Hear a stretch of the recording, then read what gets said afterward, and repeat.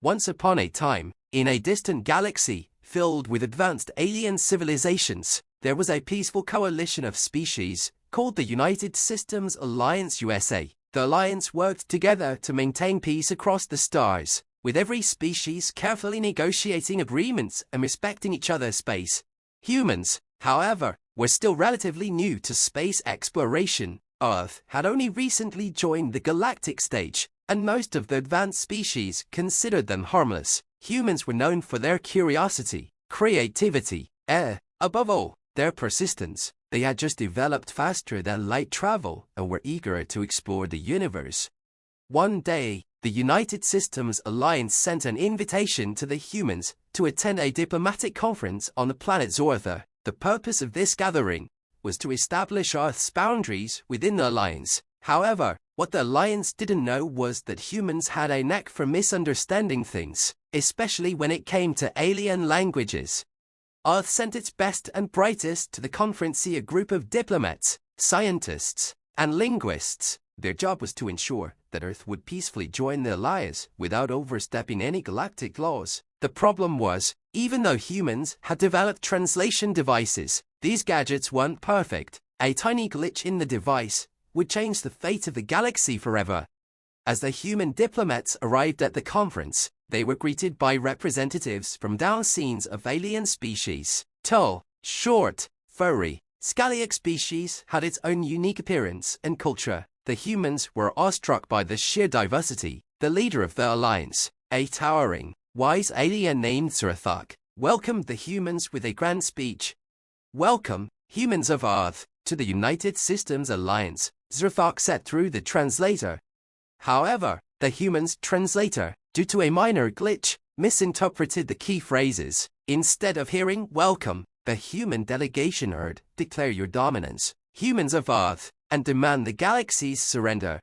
The human diplomats, confused but not wanting to seem weak or disrespectful, assumed this must be some kind of intergalactic custom they were unaware of. Earth's ambassador, James Thompson, stood up, cleared his throat, and gave his best attempt at what he thought was the correct response. "In the name of Earth and humanity, we graciously accept your surrender," James said, smiling confidently. A collective gasp echoed across the conference room. The aliens were stunned. Never had a species made such a bold, unprovoked declaration. The humans, they believed, were claiming the entire galaxy in one fell swoop. Back on Earth, no one had any idea what had just happened. The human diplomats thought everything had gone smoothly. They assumed they had successfully negotiated their place in the Alliance. But in reality, the galaxy was now in a state of panic. The United Systems Alliance interpreted the humans' words as a declaration of war. To their astonishment, the humans had demanded total control of the galaxy. The sheer audacity of the request made the Alliance nervous, and after centuries of galactic peace, they feared that humans might possess some hidden power or unstoppable technology. After all, no species had ever dared to challenge the entire Alliance before. Zrathok, trying to keep the situation calm, consulted with his top advisors. They considered the potential consequences of engaging in war with the humans. The Alliance was vast, but humans were an unpredictable species. Their history showed they were capable of great feats when pushed to the brink. Rather than risking everything in a costly and dangerous conflict, Zrathok made a fateful decision. The next day, the Alliance officially announced its surrender to the humans.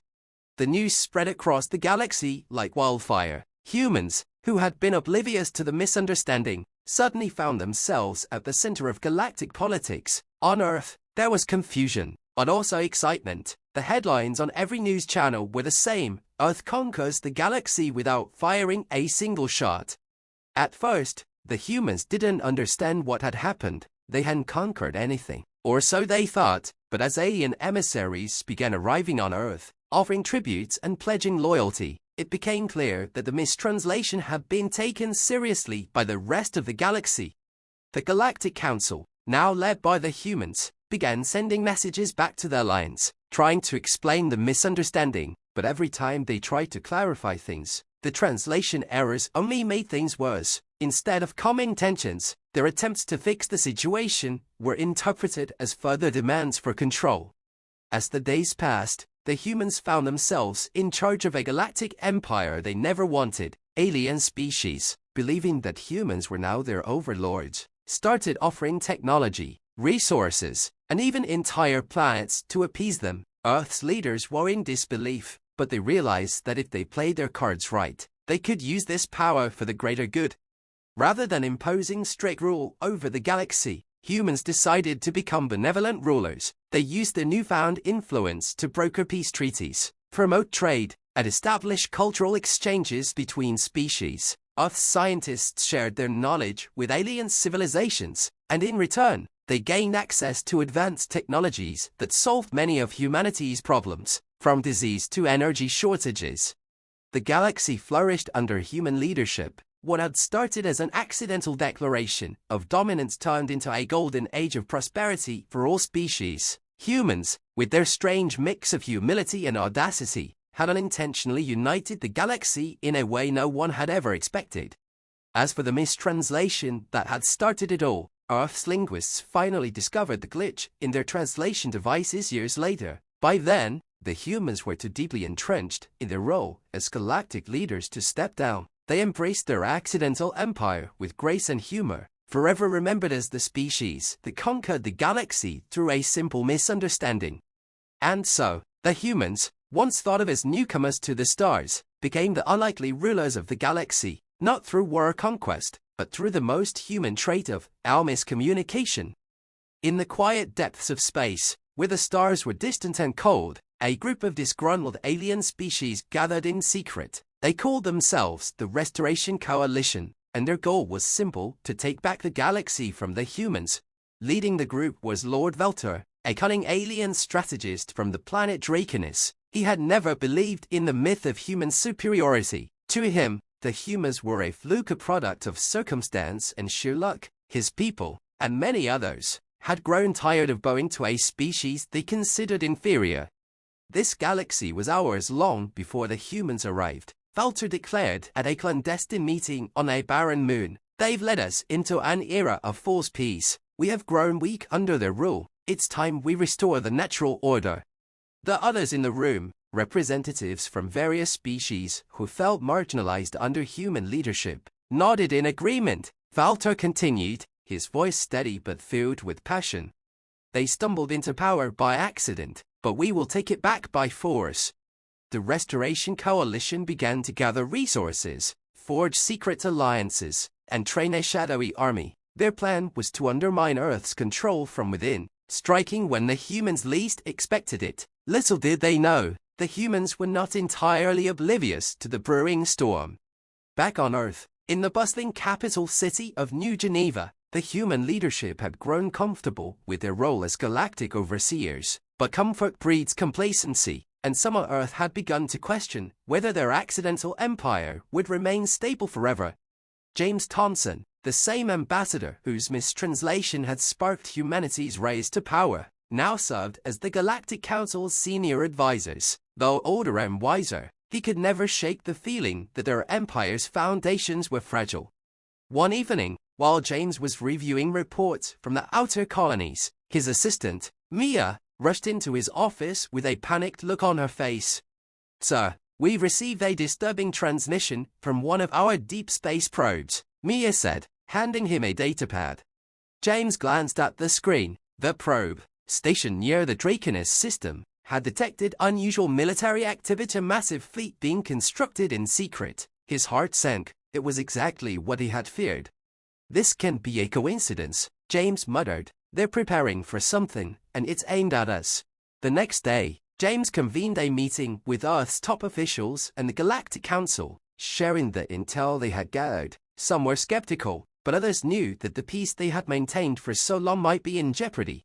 "We've kept the galaxy together through diplomacy and cooperation," James said, "but if they're building an army, we may need to prepare for something we've avoided for years." Though humans had ruled the galaxy peacefully, they had never had to fight a war on a galactic scale. Earth's military was small compared to the vast fleets of the Restoration Coalition. Most human resources had gone into science, diplomacy, and trade, leaving them vulnerable to an organized rebellion.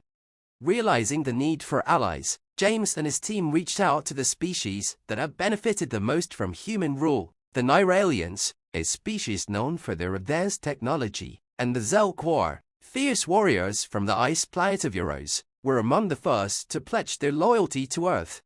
"We will stand by you," said the Nyralian leader, Lurvuk, during a council meeting. "The humans brought us prosperity. We owe them our support." With the Nyralians' technology and the Zelquar's combat expertise, Earth's forces quickly began to prepare for the impending conflict. But humans, ever resourceful, had one other ace up their sleeve: creativity. Using the advanced technologies gifted to them by their alien allies, Earth scientists began developing new defensive strategies. They created powerful shields that could protect entire fleets, devised drones capable of outmaneuvering the coalition's forces, and engineered AI systems that could predict enemy movement with uncanny accuracy. But even with these advancements, the humans knew they couldn't fight alone. The first attack came without warning. The Restoration Coalition launched a coordinated assault on the planet Zortha, the very place where humans had first declared their unintentional conquest. The message was clear: this was a war for control of the galaxy. James and his allies were ready. Fleets of human and alien ships engaged the coalition's forces in a massive space battle that lit up the skies of Zortha. The humans, using their innovative technology and the sheer determination that had always defined them, managed to hold the line. But the battle was fierce, and it was clear that the war would not be won in a single fight. As the war dragged on, something remarkable began to happen. Species from all across the galaxy, species that had once viewed humans as accidental rulers, began to rally to their side. The humans had proven themselves not as conquerors, but as protectors of peace. On the battlefield, human ingenuity shone through. They adapted quickly, using unconventional tactics that baffled their enemies. One day, they would deploy stealth drones to disable the coalition's communications. The next, they would lure enemy fleets into traps with holographic decoys. Despite the odds, Earth and its allies began to turn the tide of the war. The war reached its climax on the planet Draconis itself, the home of Lord Valter. The Restoration Coalition had been pushed back to their last stronghold, but they were not about to surrender easily. In a desperate move, Valter unleashed a secret weapon, an ancient superweapon capable of destroying entire planets. He planned to use it to force the galaxy into submission. But the humans were ready. In a daring, last-minute assault, James Thompson and a team of elite soldiers infiltrated the coalition's base, disabling the superweapon just moments before it could be fired. The final battle was brutal, but in the end, the coalition forces were defeated. With the coalition's collapse, peace returned to the galaxy. Lord Valter was captured, and the remaining rebels were given a choice: as surrender or face the consequences. Most chose peace. Epilogue: The Guardians of the Galaxy.